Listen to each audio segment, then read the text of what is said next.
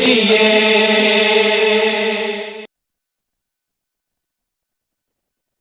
اللہ الرحمن الرحیم وصلی اللہ تعالی علی نبینا الکریم وعلی آلہ الطاہرین وصحبہ اجمعین۔ ناظرین مکرم السلام علیکم۔ پروگرام ہے روشنی سب کے لیے اور میں ہوں آپ کا میزبان صفدر علی محسن، داتا کی نگری لاہور سے ARYQ TV پر۔ ہمارے آج کے پروگرام کا عنوان بڑا ایمان افروز، اس میں دلچسپی بھی ہوگی، ایمان کی آیتیں یعنی نشانیاں بھی ہوں گی، مسلمانوں کی عظمتوں کے نشان بھی ہوں گے، اور ہمارے وقار کا جو مظہر ایک مقام اللہ رب العزت نے خود طے فرما دیا ہے اس کا ذکر ہوگا۔ ہمارے آج کے پروگرام کا ٹاپک ہے خانہ کعبہ، اللہ کا پاک گھر جو پوری دنیا کا طواف کدہ ہے، پوری دنیا کے اہل ایمان اس کے گرد پھیرے لگا کر اللہ رب العزت کی رضا کے حصول کی کوشش کرتے ہیں۔ اللہ رب العزت کی تجلیات کی جلوہ گاہ ہے، یہ وہ پاک مقام ہے جس پر رسول رحمت صلی اللہ علیہ وآلہ وسلم سمیت، تاجدار انبیاء سمیت، تاجدار ختم نبوت سمیت، ہمارے آقا و مولا و ملجا و ماوا سمیت ہزارہا بے شمار نفوس قدسیہ کے قدوم میمنت لزوم کے نشانات موجود ہیں۔ ہر وقت کے قدسی گروہ کے کسی نہ کسی سردار نے، ہر پاک روح نے اس گھر کا طواف کیا ہے، وہاں اپنے قدموں کے نشانات ثبت کیے ہیں اور اللہ رب العزت کو راضی کرنے کا اہتمام کیا ہے۔ خانہ کعبہ مسلمانوں کے وقار کا مقام، مسلمانوں کی عظمت کا مقام، اور مسلمانوں کے لیے ایک ایسی جگہ جو انہیں اتنی عزیز ہے کہ قلب و روح بھی اس سے آگے کوئی حیثیت نہیں رکھتے۔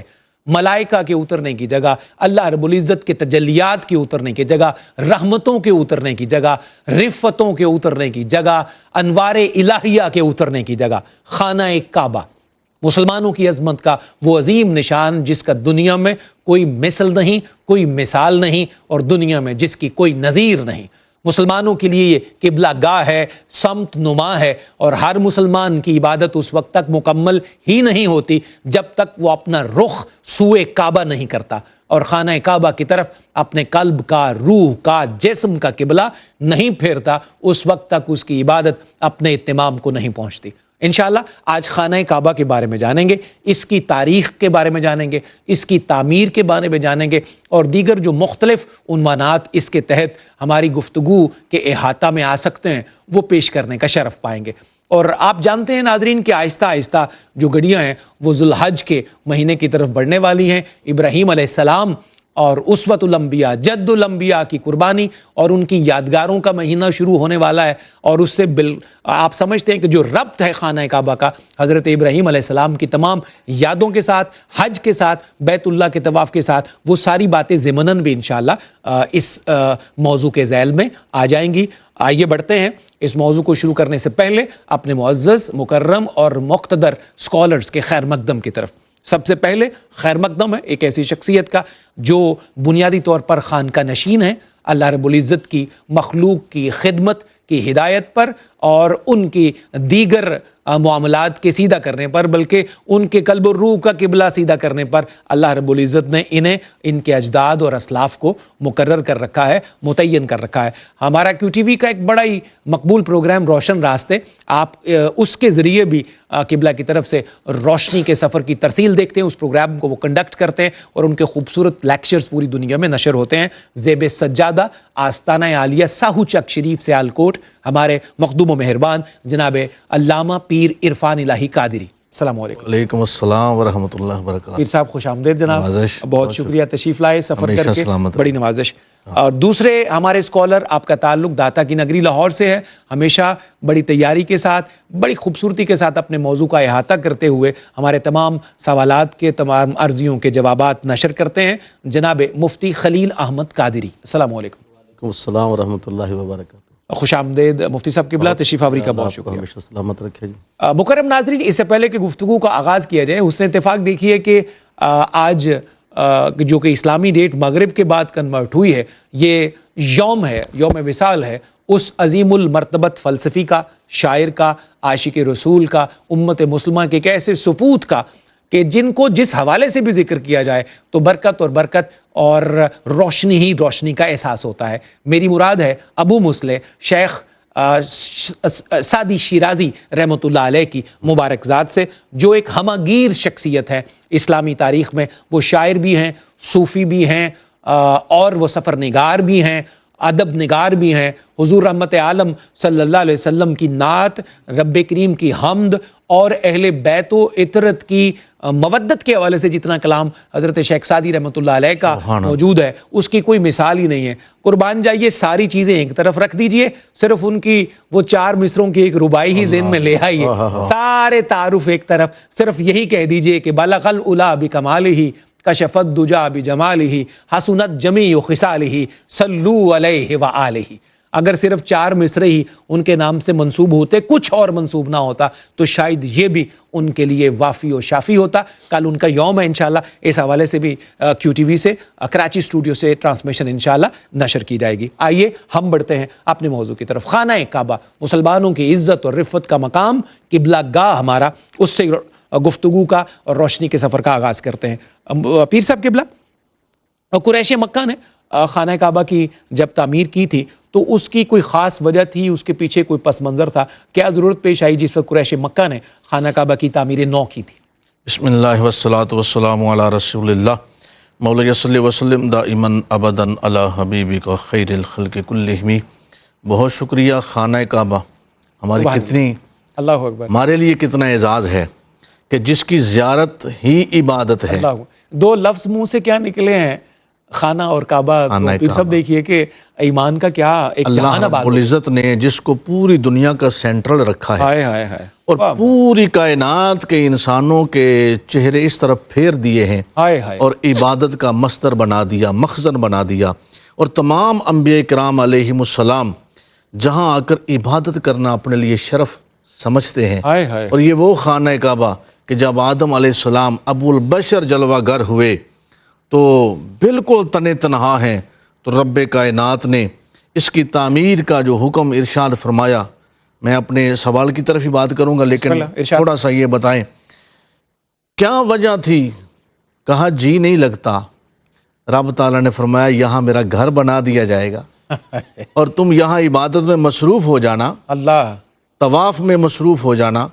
اور پھر اس مقام کی کیا شان ہے کہ جس پہ کھڑے ہو کر، جس پتھر پہ کھڑے ہو کر اس گھر کی تعمیر کی گئی تو فرما دیا گیا وَاتَّخِذُوا مِن مُّقَامِ إِبْرَاهِيمَ مُصَلًّى۔ واہ واہ واہ، یہ سمجھیں کہ وہ ایک 2 معمار ہیں، ایک پتھر پکڑانے والا ہے، ایک پتھر لگانے والا ہے۔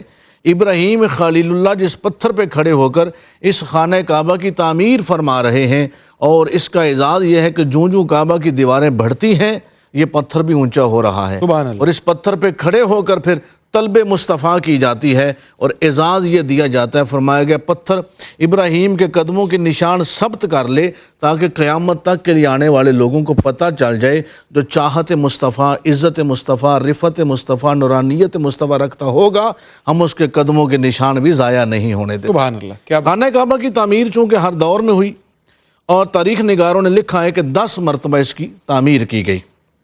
یہ جو قریش نے تعمیر کی یہ 8ویں بار ہے۔ بالکل ٹھیک، ہر دور میں اس کی تعمیر چونکہ حالات کے پیش نظر اس عمارت کی ہوتی رہی۔ اب جب قریشیوں نے کی ہے، ہمارا سوال یہ ہے کہ قریش نے کیوں کی؟ جس وقت قریش نے کی اس وقت کوئی خاص واقعہ پیش؟ رحمت کونین صلی اللہ علیہ وآلہ وسلم کی عمر مبارک اس وقت 35 برس تھی، صحیح، اعلان نبوت سے 5 سال قبل، پہلے، کیونکہ یہاں آنا، عبادت کرنا تمام لوگ اپنے لیے اعزاز سمجھتے تھے۔ قریش کی ایک خاتون تھی، 2 اس میں واقعات ملتے ہیں۔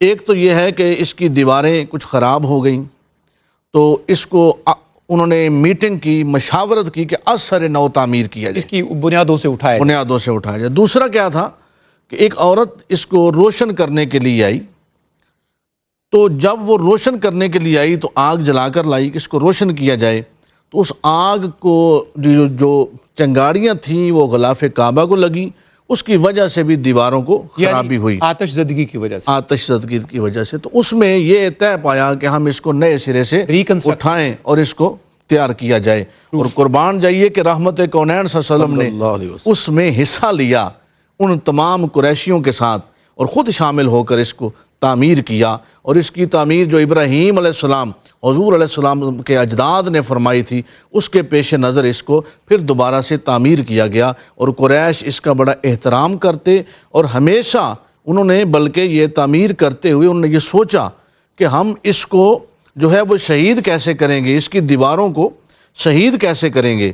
تو ہر کوئی اس بات سے ڈر رہا تھا کہ ہم اس کو کیسے شہید کریں، ایسی مقدس عمارت کو۔ اتنی مقدس عمارت۔ وہ ایک شخص آگے بڑھا، اس نے کدال لگایا، تو ایک رات پھر انتظار کیا گیا کہ اگر تو رات اس شخص کو تکلیف کوئی نہ پہنچی تو صبح ہم اس پہ کام کریں گے، ادروائز نہیں کریں گے۔ کیا کہنا ہے، سبحان اللہ۔ پیر صاحب بڑی صراحت سے آپ نے ہمیں ساری اس کی تاریخ بھی بتا دی، اور قریش والے واقعے کی جو ریزن تھی وہ بھی بتا دی۔ ہمیں پہلے وقفے کی طرف جانا ہے۔ جس طرف وہ نظر نہیں آتے ہم وہ رستہ ہی چھوڑ دیتے ہیں، اللہ اکبر۔ جس طرف وہ نظر نہیں آتے ہم وہ رستہ ہی چھوڑ دیتے ہیں۔ کعبہ بنتا ہے اس طرف ہی ریاض، رخ جدھر کو وہ موڑ دیتے ہیں، رخ جدھر کو وہ موڑ دیتے ہیں۔ مختصر سا وقفہ ہے ناظرین، واپس آتے ہیں تو مفتی صاحب قبلہ سے جانیں گے کہ قریش مکہ کی تعمیر میں اور حضرت ابراہیم علیہ السلام کی جو تعمیر ہوئی تھی اس میں فرق کیا تھا، یہ ہم جانیں گے ایک مختصر سے بریک کے بعد۔ ویلکم بیک ناظرین، آپ کا ایک دفعہ پھر خیر مقدم ہے روشنی سب کے لیے، ARYQ TV کا بڑا مقبول پروگرام، جس میں گھر بیٹھے بھی آپ روشنی کے مسافر بن سکتے ہیں اور روشنی کے اس سفر میں ہمارے ہم سفر بن سکتے ہیں۔ آج روشنی کے اس سفر میں جو روشن عنوان طے کیا گیا ہے وہ خانہ کعبہ ہے۔ بہت خوبصورت گفتگو سے عمارت کی بنیاد ڈال دی اور ہمیں آگے بڑھنے کا موقع فراہم کر دیا جناب پیر عرفان الہی صاحب نے۔ میں وقفے میں جانے سے پہلے سوال عرض کر چکا مفتی خلیل احمد قادری صاحب سے، میں جواب کا طالب جناب۔ بسم اللہ الرحمن الرحیم، اللہم صلی علی سیدنا و مولانا محمد النبی الامی وعلی آلہ وصحبہ وسلم تسلیما۔ محترم جناب صفدر علی محسن صاحب، یہ اللہ کا شکر ہے کہ اس پروگرام کے ذریعے لوگوں کو بہت ہدایت جو ہے نصیب ہوتی ہے اور بہت ساری معلومات بھی ملتی ہیں۔ اس میں ہمارے لیے مفتی صاحب قطع کلامی کی معافی، اولاً تو شرف ہمارا اپنا ہے الحمدللہ رب کہ العالمین۔ ایک تو ہمیں اپنا سبق دوبارہ تازہ کرنے کا موقع مل جاتا ہے، یہ انتخاب خداوندی ہے۔ جی ہاں، اور اللہ تعالیٰ نے یہ ایک ایسا شرف ہمیں عطا کر دیا پیر صاحب قبلہ کہ ظاہر ہے نیکی کے کسی بھی کام میں، کوئی بھی خیر کے کام میں کوئی شخص کوئی بندہ کو وسیلہ بن جائے تو ہم سمجھتے ہیں کہ یہ اتنی بڑی شرف یابی ہے کہ پیغام تو کہیں سے بھی نشر ہو سکتا تھا، لیکن اللہ نے اس پیغام کے نشر کرنے میں ہم فقیروں کو وسیلہ بنا دیا اور قیامت تک کے لیے ہمارے لیے اس میں صدقہ جاریہ رکھ دیا۔ اور جیسے آپ نے فرمایا نا کہ بیت اللہ شریف کا لفظ جب زبان سے نکلتا ہے یا کانوں سے سماعتوں سے ٹکراتا ہے تو انسان کی جو باطنی روح ہے اس کو ایک تسکین ملتی ہے۔ بالکل ایسا ہی، اور کوئی دوسری وہ رائے نہیں۔ ایک عظیم گھر کہ جس پر نگاہ ڈالنے سے سب سے پہلے نکلنے والی دعا بھی قبولیت کا شرف پاتی ہے۔ کیا بات ہے۔ اور کریم آقا صلی اللہ علیہ وسلم نے خود اپنے صحابہ کو باقاعدہ ہدایت فرمائی ہے، یعنی جس عمارت کو دیکھنا، اور امام غزالی علیہ السلام نے تو باقاعدہ ایک حدیث پاک نقل کی ہے جس میں فرمایا ہے کہ 20 رحمتیں اللہ تعالیٰ کی صرف دور سے خانہ کعبہ کو دیکھنے سے مل جاتی ہیں، اللہ اکبر۔ اور پھر طواف کرنے سے اور نماز پڑھنے سے فرمایا 40 اور 60 اور مل جاتی ہیں، تو یہ 100 رحمتیں اس خانہ خدا کے علاوہ کائنات میں کسی اور جگہ پہ نہیں ہیں۔ سبحان اللہ۔ کائنات میں یہ خانہ کعبہ کی تعمیر، اس کی بھی ایک دلچسپ کہانی ہے، جیسے پیر صاحب نے ارشاد فرمایا کہ یہ 8ویں مرتبہ کا ذکر ہے اور ایک روایت کے اندر 9ویں مرتبہ کا ذکر بھی ہے۔ صحیح، بالکل یہ بھی ایک روایت میں موجود ہے حدیث پاک کے اندر ہی کہ آدم علیہ السلام کے زمین پر تخلیق سے 2000 سال قبل بھی خانہ کعبہ کو بنایا گیا تھا، اللہ 2000 سال قبل بھی بنایا گیا تھا۔ اس وقت سیدنا آدم علیہ السلام کے آنے سے ولادت سے پہلے اللہ 2000 سال پہلے خانہ کعبہ کو تعمیر کیا گیا تھا۔ پھر آدم علیہ السلام کی جب تخلیق ہوئی ہے تو اس میں بھی روایت یہی ہے کہ آپ کی تخلیق بھی اسی مقام پر ہوئی ہے، اسی مقام پر آپ کی مٹی اکٹھی کی گئی، اسی مقام پر اس میں پانی ڈالا گیا، ہواؤں کو گزارا گیا۔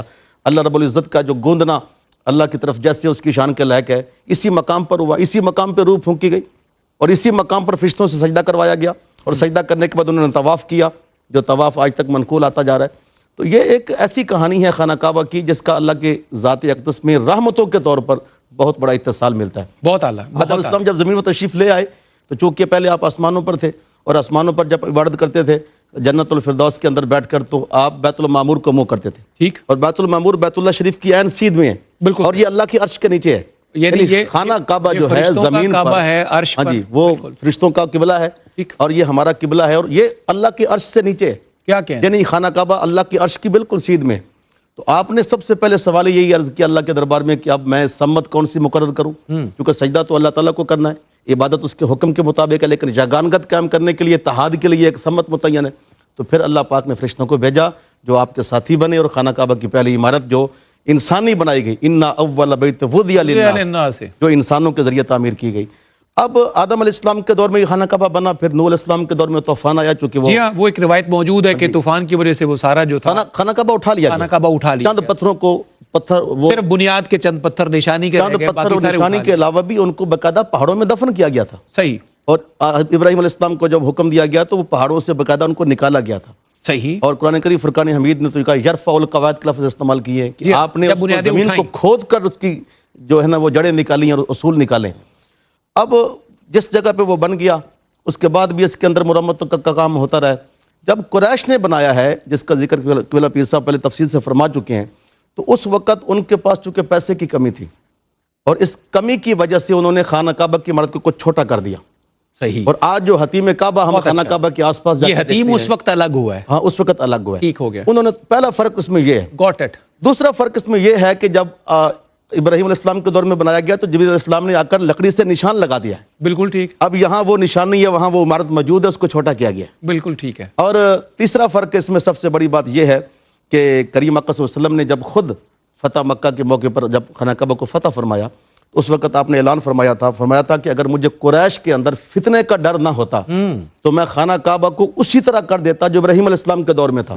بہت اچھا، یعنی اور سرکار حتیم نے اس میں وضاحت ایڈ فرمائی، کر دے دے، یہ حدیث پاک ابن ماجہ کے اندر موجود ہے، سرکار نے پھر فرمایا کہ یہ حتیم خانہ کعبہ کے اندر ہے، اگر مجھے قریش میں فتنے کا ڈر نہ ہوتا۔ اور قرآن کریم فرقان حمید نے فرمایا کہ الفتنۃ اشد من القتل، کہ فتنہ جو ہے وہ تو جنگ اور غارت گری سے بھی سخت ہے نا۔ شکریہ مفتی صاحب۔ اس چیز سے یعنی ان کو چھوٹا کیا گیا ہے، یہ فرق ہے قریش مکہ کی اس تعمیر کا اور ابراہیم علیہ السلام کی تعمیر کا۔ بہت اچھا، آپ نے ہسٹوریکلی بڑا ایگزیکٹلی اور ٹو دی پوائنٹ اسے بتا دیا ہے، بہت شکر گزار آپ کا۔ پیر صاحب قبلہ، قریش مکہ کی جب ہم تعمیر کی کہانی دیکھتے ہیں اس میں ایک اور بڑا ایمان افروز منظر ہے، وہ اگر ہم ایمان کی آنکھوں سے دیکھتے ہیں اور حضور علیہ السلام کے ہاتھوں وہ کام ہوتا ہوا دیکھتے ہیں تو سبحان اللہ، روح بھی تازہ اور مسلمانوں کا سر بھی فخر سے بلند ہو جاتا ہے، اور پتہ چلتا ہے کہ حضور علیہ السلام اعلان نبوت سے قبل بھی لوگوں میں کتنے ممتاز ہیں، کتنے محترم ہیں، ان کی رائے کتنی وسیع ہے، اور ان کی شخصیت کتنی جو ہے وہ جو ہے جس کے اوپر سب کا اعتماد نظر آتا ہے۔ حجر اسود کی تنصیب کی ہم بات کر رہے ہیں، ایک بڑا فتنہ کھڑا ہوا ہے اور سب لڑائی کے قریب ہیں، تلواریں نکلی ہیں، قتال بالکل قریب ہے، لیکن حضور علیہ السلام کی حکمت نے وہ ایسے طے کیا کہ وہ رہتی دنیا تک مثال بن گیا۔ فرمائیے گا اس بارے میں۔ جی قبلہ، یہ وہ پتھر ہے جو ابتدائے اول کی تعمیر ہے، سبحان اللہ، اس کا ایک پتھر، بالکل ٹھیک، دوسرے تو اٹھا لیے گئے، بالکل ٹھیک، لیکن یہ امت مصطفیٰ کے لیے رکھ لیا گیا۔ بالکل ٹھیک، اور جب قریش مکہ کعبۃ اللہ کی تعمیر کر چکے، اب یہ تھا کہ جتنے سرداران ہیں یہ جو پتھر ہے یہ کون نصب کرے گا؟ بالکل صحیح، یہ کہتے میں کروں گا، وہ کہتے میں کروں گا، ظاہر ہے لیکن یہ کیا پریویلیج کیا اتنا جائے؟ بڑا ہے کہ ہر بندہ اعزاز لینا یہ چاہتا کعبہ جس کے لیے ہے وہی کرے گا۔ ہے۔ سبحان اللہ، سبحان اللہ، لا بہت اچھا۔ اقسم بہذا البلد بلد وانت حل بہذا البلد ووالد وما بلد۔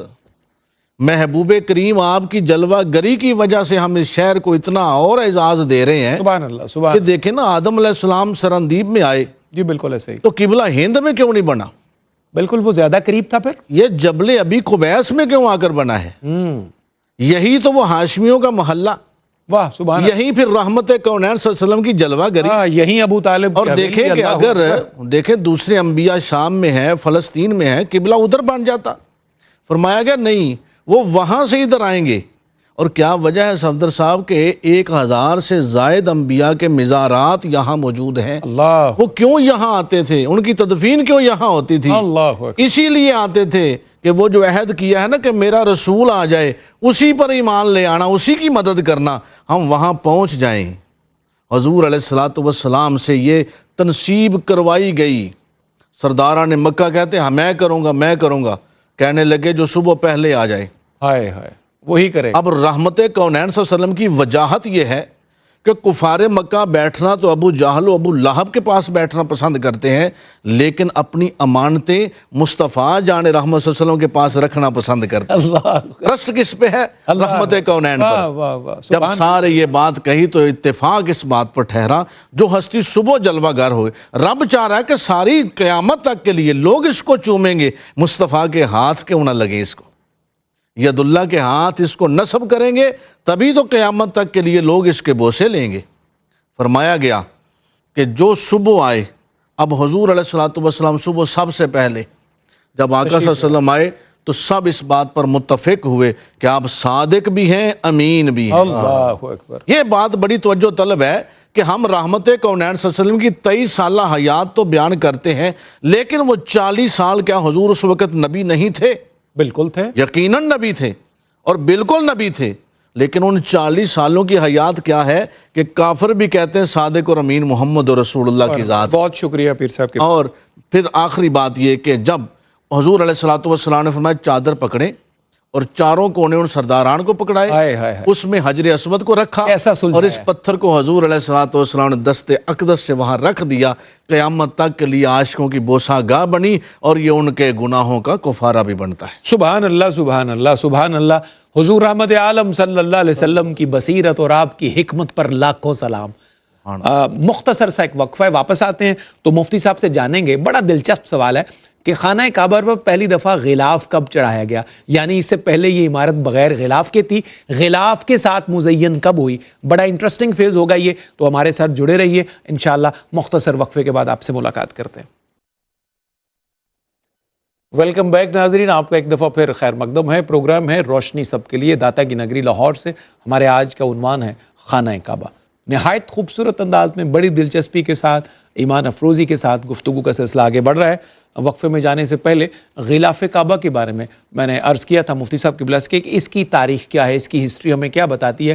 کیا کوئی ایسا وقت بھی تھا جس میں یہ بغیر غلاف کے ہوتا تھا اور اس کے بعد باقاعدہ اس کے غلاف کا سلسلہ شروع ہو گیا؟ کیا غلاف کے رنگوں میں بھی تبدیلی ہوتی رہی؟ یہ ساری باتیں ہم ایک ہی سوال کی صورت میں مفتی صاحب سے جاننے کی کوشش کریں گے۔ جی مفتی صاحب۔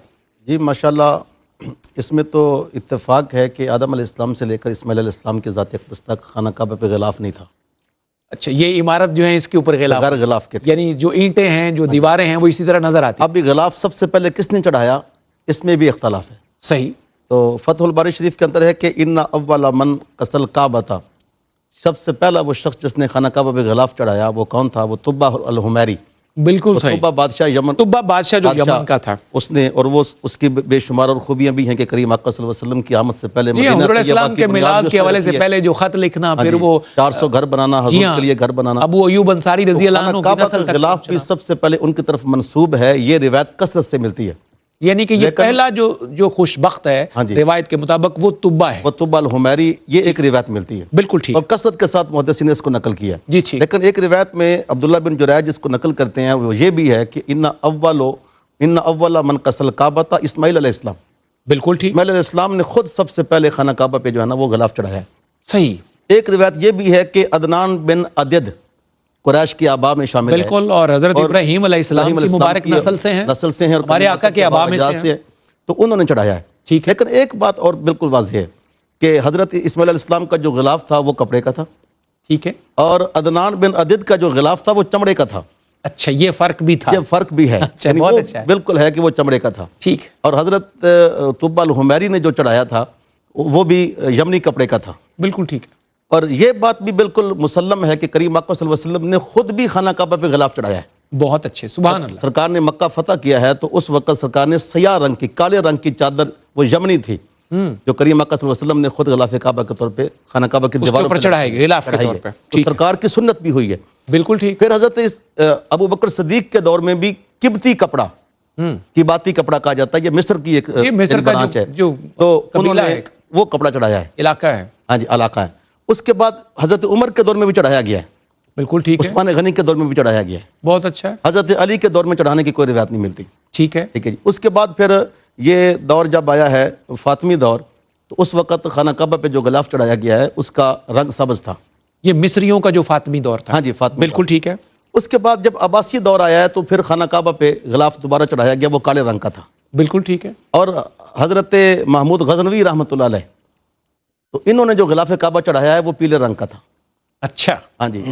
اور اس کے بعد پھر عباسی ایک خلیفہ نے اس کو، خالد نامی خلیفہ نے اس کو کالے میں بدل دیا، پھر تب سے لے کر آج تک یہ کالے رنگ کا ہی آ رہا ہے۔ یعنی اس میں مفتی صاحب 4 رنگ تو کم از کم، سفید بھی ہو گیا، سفید بھی ہو گیا، سبز ہو گیا، سبز بھی ہو گیا، پیلا ہو گیا، اور یہ سیاہ رنگ سیاہ کا، رنگ ہوگا۔ یعنی کہ چار رنگ سیاہ رنگ کی ایک سب سے بڑی خوبی یہ ہے کہ کریم آقا صلی اللہ علیہ وسلم نے خود سیاہ رنگ بھی کا سیاہ چڑھایا ہی ہے۔ پسند فرمایا۔ ہاں جی، بالکل ٹھیک۔ اور اس میں ایک بات اور بھی واضح ہے فرمائیے۔ کہ سب سے پہلے خانہ کعبہ کے غلاف پر جو سونے کی تاریں چڑھائی گئی ہیں یا اس کے اندر جو سونا چاندی کی نقاشی کی گئی ہے وہ حضرت عمر کے دور میں کی گئی ہے۔ بالکل اس سے پہلے سمپل چادر ہوا کرتی تھی۔ بالکل ٹھیک۔ تو یہ اور ایک بات اس میں اور بھی ہے کہ سب سے پہلے وہ ہستی جس نے خانہ کعبہ پہ غلاف کو ریشم کا کپڑا دیا ہے عبداللہ بن زبیر ہیں رضی اللہ عنہ، بہت اچھا۔ جناب صدیق اکبر کے نواسے۔ جی ہاں، ٹھیک ہے جی، تو سب سے پہلے انہوں نے ریشم کا بنایا ہے۔ بالکل ٹھیک ہے۔ یہ یعنی تاریخ اس کی ایک یہ اختلافی مسئلہ ہے کہ سب سے پہلے کس نے چڑھایا۔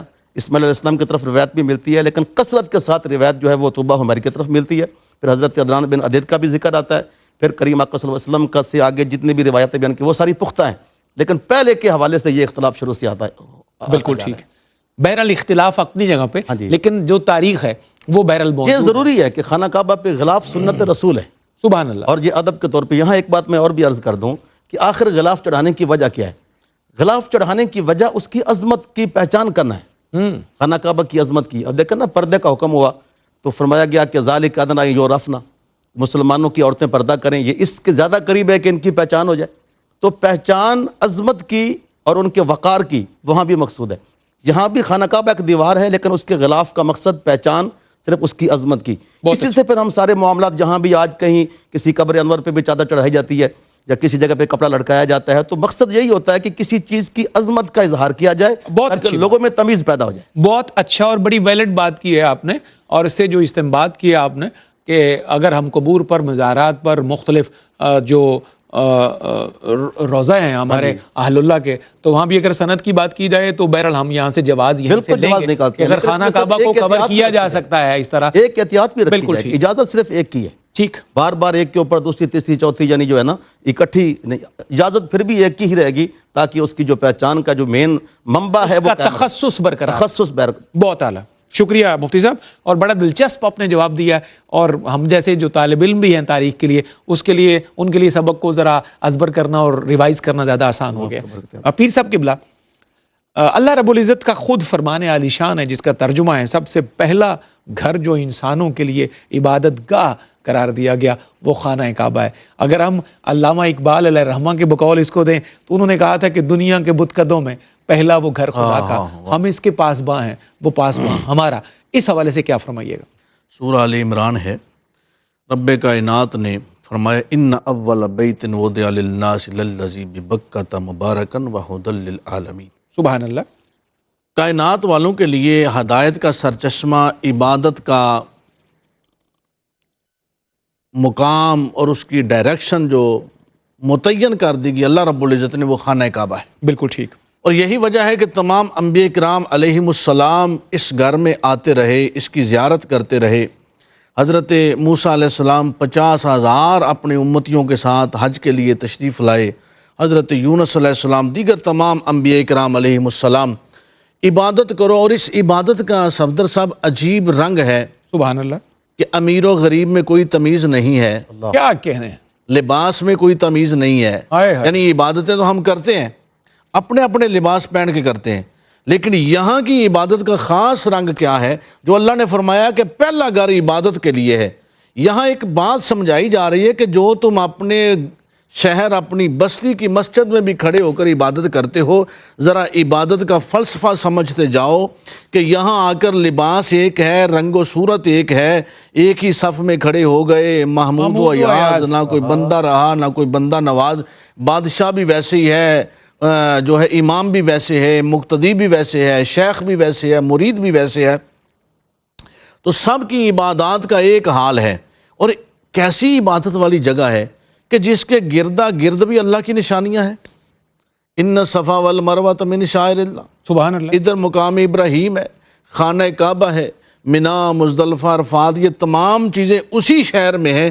آدم علیہ السلام بھی وہاں آئے تو 200 سال کے بعد حضرت اماں حوا سلام اللہ علیہا سے وہاں ہی ملیں، اور کتنی وہ دعا اس عبادت کے ساتھ ریلیونٹ ہے۔ ربنا ظلمنا انفسنا وان لم تغفر لنا وترحم لنا لنکونن من الخاسرین، یعنی ہم نے اپنے آپ کو کس طرح اللہ کے حضور پیش کرنا ہے۔ اور پھر دیکھیے صفدر صاحب، رحمت کونین صلی اللہ علیہ وسلم نے تحویل قبلہ پہ اگر ہم تھوڑا غور کریں کہ عبادت کا پہلا گھر اللہ کی عبادت کا، اور جس میں برکت ہے تمام جہانوں کے لیے، جب رحمت کونین صلی اللہ علیہ وسلم مدینہ تو نور میں جلوہ گر ہوئے، پہلے جب سرکار عالم صلی اللہ علیہ وسلم خانہ کعبہ مکہ المکرمہ میں تھے تو حضور جب نماز ادا فرماتے تو حکم تھا بیت المقدس کی طرف چہرہ انور کرنے کا، لیکن حضور کی مانوسیت اس کعبے کے ساتھ ایسی ہے، اس کعبے سے انس ایسا ہے جو حضور کے دادا ابراہیم علیہ السلام نے تعمیر کیا ہے کہ حضور جب بیت المقدس کی طرف چہرہ انور کر کے کھڑے ہوتے ہیں تو یہ بیت ابراہیمی نگاہوں کے سامنے آ جاتا ہے۔ اللہ اکبر۔ فرمایا کہ عبادت کا یہ خاص گھر ہے، اور اس سے ہٹو گے تو عبادت میں نہیں رہو گے۔ اب جب سرکار عالم صلی اللہ علیہ وسلم مدینہ تو نور میں گئے تو وہاں مسجد قبلتین میں جب جاتے ہیں تو بالکل اپوزٹ قبلہ بنتا ہے۔ بالکل ٹھیک ہے۔ رحمت کونین صلی اللہ علیہ وسلم کے بار بار دل میں یہ خیال، اور روایات میں ہے 16-17 ماہ حضور علیہ الصلوۃ والسلام اس کعبے کی طرف یعنی مکہ المکرمہ کی طرف پشت کر کے نمازیں ادا ہوتی رہیں، لیکن حضور رحمت عالم صلی اللہ علیہ وسلم کے دل میں خیال بار بار کیا اٹھتا ہے، ہمارا قبلہ وہی ہو جائے جو اللہ نے عبادت گاہ بنائی ہے، اللہ تو عبادت کا ہے، ہم کیوں نہیں چہرہ ادھر کر رہے؟ اصل یہ جو آیت ہے اس کو اس واقعہ کے ساتھ ہم ملائیں تو یہ بات ہمیں ملتی ہے کہ برکت والا بھی ہے، عبادت والا بھی ہے، اور رحمت کونین صلی اللہ علیہ وسلم نے یہ فرمایا کہ میری امت کے لیے کیوں نہ ہو، بالکل وہ ادھر چہرہ کیوں نہ کریں۔ اب حضور علیہ الصلوۃ والسلام 2 رکعتیں ظہر کی ہو گئیں، 2 باقی ہیں، دل میں بار بار خیال ہے، جبرائیل امین حاضر ہوئے، قد نرى تقلب وجهك في السماء اللہ فلنولینک قبلۃ ترضاها۔ محبوب کائنات آپ کا چہرہ انور بار بار اٹھتے ہوئے دیکھ رہے ہیں آسمان کی طرف، پھیر لیجئے اپنا چہرہ انور اسی کعبے کی طرف۔ اب یہ میرے آپ کے ہم سب کے ایمان کا مغز ہے یہ واقعہ، اور صحابہ کرام رضوان اللہ تعالیٰ علیہم اجمعین نے جس بات کی طرف جو بات ہمیں سمجھا دی ہے یہ بھی ہمارے ایمان کا مغز ہے۔ اب 2 رکعتیں ہو گئیں، 2 باقی ہیں، حکم یہ ہو سکتا تھا کہ محبوب ظہر پڑھ لیں اور عصر میں قبلہ تبدیل کر لیں، اللہ اکبر کبیرہ، ظہر ادا کر لیں، جی ہاں، عصر میں قبلہ تبدیل فرما لیں، لیکن فرمایا محبوب ابھی 2 ادھر پڑھی ہیں 2 ادھر پڑھ دیں۔ صحابہ کرام رضوان اللہ تعالیٰ علیہم اجمعین نے ایک نے سوال نے کیا کہ یا رسول اللہ 2 ادھر 2 ادھر، صحابہ نے یہ بتا دیا کہ قبلہ ادھر بنتا ہے جدھر مصطفیٰ فرما دے، رخ جدھر کو جدھر موڑ حضور دیتے ہیں۔ رخ انور پھیر دیتے ہیں وہی قبلہ ہے، وہی کعبہ ہے، اور حضور نے یہ بتا دیا کہ یہ عبادت کا جو پہلا گھر تھا جس میں برکت ہے تمام جہانوں کے لیے، میری امت کیوں پیچھے رہ جائے؟ وہ بھی تو یہاں سے برکت لیں، وہ بھی تو یہاں سے فیض لیں، وہ بھی تو اپنے چہروں کو جہاں جہاں ہوں اسی قبلے کی طرف پھیر لیں۔ اور صفدر صاحب یہ وہ کعبہ ہے جسے دیکھنا بھی عبادت ہے۔ ہم بیت اللہ میں چلے جائیں، مسجد حرام میں بیٹھ جائیں، صرف کعبۃ اللہ کو دیکھنا ہی عبادت ہے۔ یہ کیا ہے؟ برکت، عبادت خانہ بھی ہے، لوگوں کا پوری کائنات کا مرکز بھی ہے، اور سب کا ادھر چہرہ کر کے اپنی نمازیں ادا کرنا یہ بھی ہے، اور اس کے ساتھ ساتھ اس کو فقط دیکھ لینا یہ بھی برکت ہے۔ اور فرمایا کہ تمام جہانوں کے لیے برکت ہے، ملائکہ کے لیے بھی برکت، انبیاء کے لیے بھی برکت، اور قیامت تک کے لیے تمام اہل ایمان جو اس قبلے کے ساتھ محبت کریں، قبلے کی طرف اپنا رخ پھیریں اور قبلے کے ساتھ منسلک رہیں، قیامت تک کے لیے فرمایا ان لوگوں کے لیے بھی اعزاز ہے۔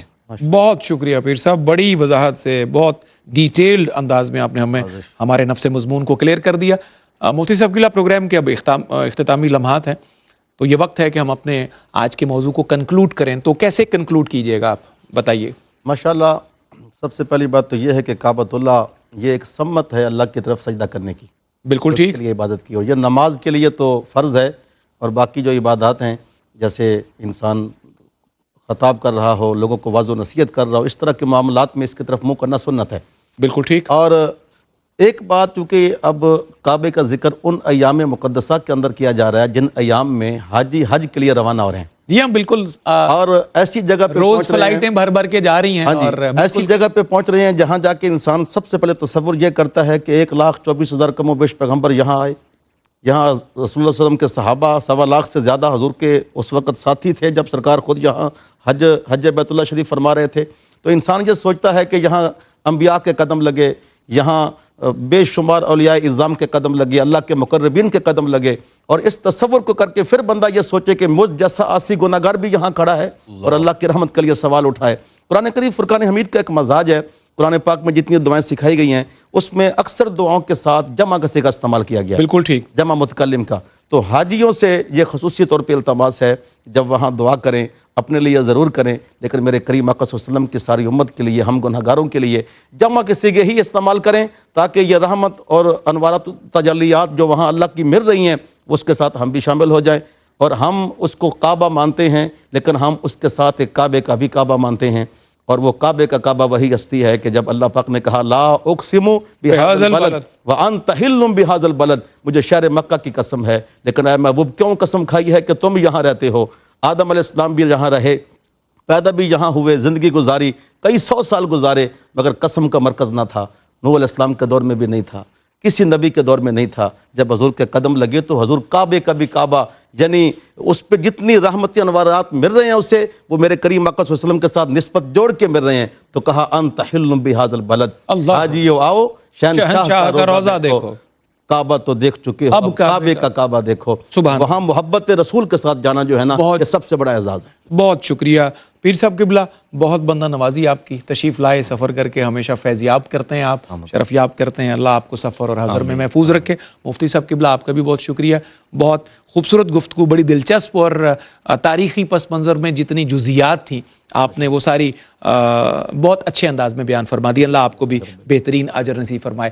ناظرین مکرم، خانہ کعبہ ہمارا موضوع ہے، حج کے لیے فلائٹس جاری ہیں، دنیا بھر سے لاکھوں حجاج کرام خانہ کعبہ پر اپنے مناسک ادا کرنے کے لیے یا دیگر مقدس جگہوں پر جہاں جہاں ان کے لیے اللہ رب العزت نے رحمتیں طے کر رکھی ہیں اس کے لیے وہ کوشاں ہیں۔ اللہ کرے ان کے صدقے ہم بھی دعا کریں کہ اللہ کریم اگلے سال ہمیں بھی ان نفوس قدسیہ میں شامل فرمائے۔ آمین آمین۔ اور جب تک زندگی میں سانس رواں رہے، سانس کی ڈوری چلتی رہے، اللہ بار دیگر بھی طلب فرماتا رہے، جو ہو آئے اللہ ان کو بار بار لے کے جائے، جو نہیں گئے ابھی تک ہمارے جیسے، اللہ ان کے صدقے ہمیں کم از کم ایک دفعہ ضرور طلب فرما لے۔ خانہ کعبہ موضوع ہے تو مولانا حسن رضا خان بریلوی برادر اعلیٰ حضرت علیہ رحمہ، ان کے چند قیمتی اشعار سنتے ہوئے رخصت کے طلبگار ہوں گے۔ وہ لکھتے ہیں حضور کعبہ حاضر ہیں، حرم کی خاک سر پر ہے۔ اللہ اکبر۔ حضور کعبہ حاضر ہیں، حرم کی خاک سر پر ہے، بڑی سرکار میں پہنچے مقدر یاوری پر ہے،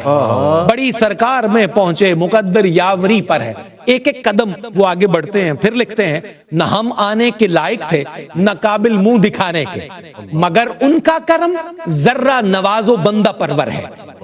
اور جب نعمتوں کی تقسیم کا وقت آیا تو مولانا حسن رضا کیا لکھتے ہیں، خبر کیا ہے بھکاری کیا کیا نعمتیں پائیں، خبر کیا ہے بھکاری کیا کیا نعمتیں پائیں، یہ اونچا گھر ہے اس کی بھیک اندازہ سے باہر ہے، یہ اونچا گھر ہے اس کی بھیک اندازہ سے باہر ہے۔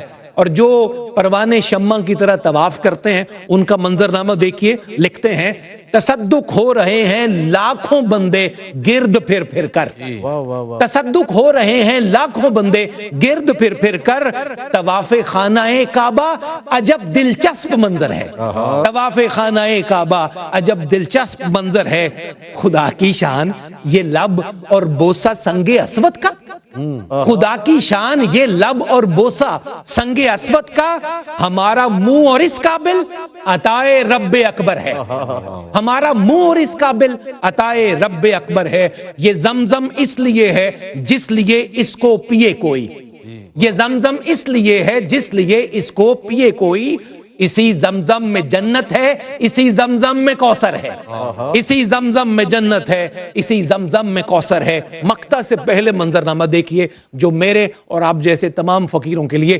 ڈھارس کا، تسلے کا، دلاسے کا سبب ہے۔ وہ لکھتے ہیں جو ہیبت سے رکے مجرم تو رحمت نے کہا بڑھ کر، جو ہیبت سے رکے مجرم تو رحمت نے کہا بڑھ کر، چلے آؤ چلے آؤ یہ گھر رحمان کا گھر ہے، جو ہیبت سے رکے مجرم تو رحمت نے کہا بڑھ کر، چلے آؤ چلے آؤ یہ گھر رحمان کا گھر ہے۔